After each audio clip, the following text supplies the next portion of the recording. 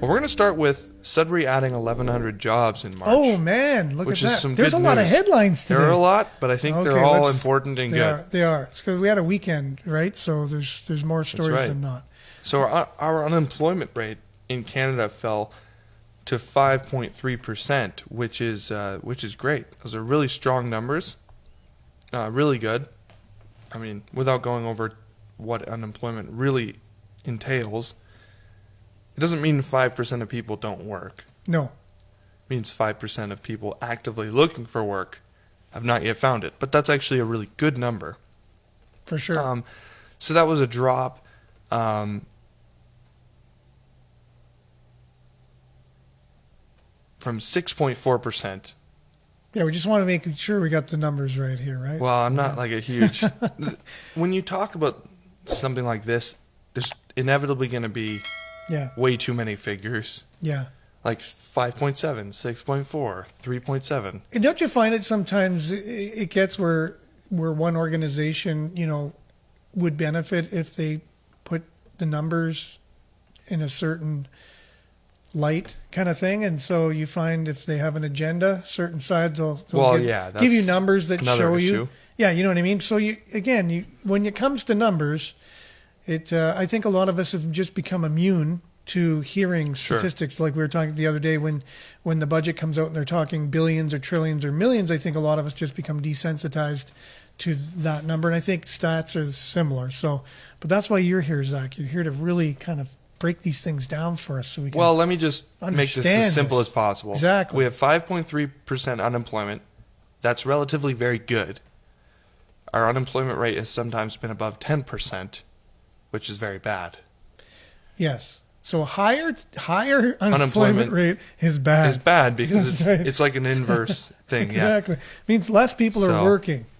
The prediction was we would add 80,000 new jobs Canada-wide, and we added 72,500. So just below the estimate, but that's still really good. For sure. And there were 1,100 new jobs just in Sudbury. The average hourly wage of permanent employees rose 3.7%, which was an annual gain was estimated. So hourly wages rose more than expected. Yeah. So far in the year. So that's good news. And I was just going to ask that because a lot of times you can say we added 1,100 jobs, but what type of jobs did we add? Are they better jobs? Yeah, exactly. Were they all minimum wage jobs? That means something where there's some, higher paying jobs that were added, like through new industry, new initiatives. That is a little more, positive for the economy type of thing. So, yeah, that was This is a really cool thing as well. The peak is probably the trough for unemployment, like the lowest it's been was in April of 2019 in Canada. So like a year before the COVID spike of unemployment. In the United States, their lowest unemployment was in February 2020. So it was right before COVID. So we kind of have different metrics to compare Canada to the United States, but March is an important month because it was the first month that we reached that unemployment level, the same unemployment level as our best month, which was in April 2019. And the U.S. is still 1% below its February 2020 level.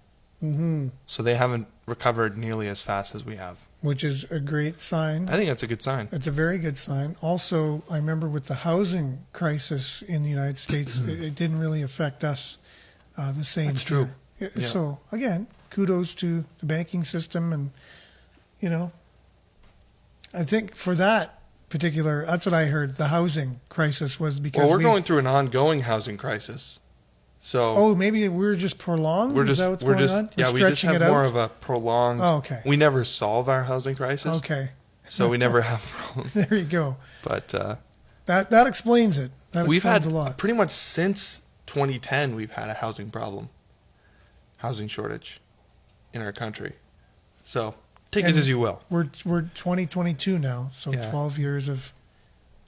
Yeah. Is it better to have a 1-year shock or I don't know. That's true. It's up for debate.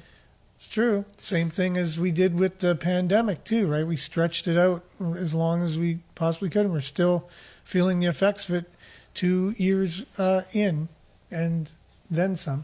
So it's the way we went about it. Like a lot of people said, let's just let it happen. Just let it play Get out. it over with. Let everyone who is going to get it, and it'll kind of work itself out. But no, we kind of said, no. We're going to do it a different way, and we're going to do it the long way. But just to be clear, it's not super obvious which would be better. No, but we'd made the choice to go the long way. Too late now to go back. But, no, I was just saying, but back when it first started, there were people that were saying maybe just get it over with. It's kind of like the housing crisis in the States. Let it happen. Would you rather just fight Deal it? with it, Yeah, yeah. continually. Right. And then BlackRock can come in and buy all the houses.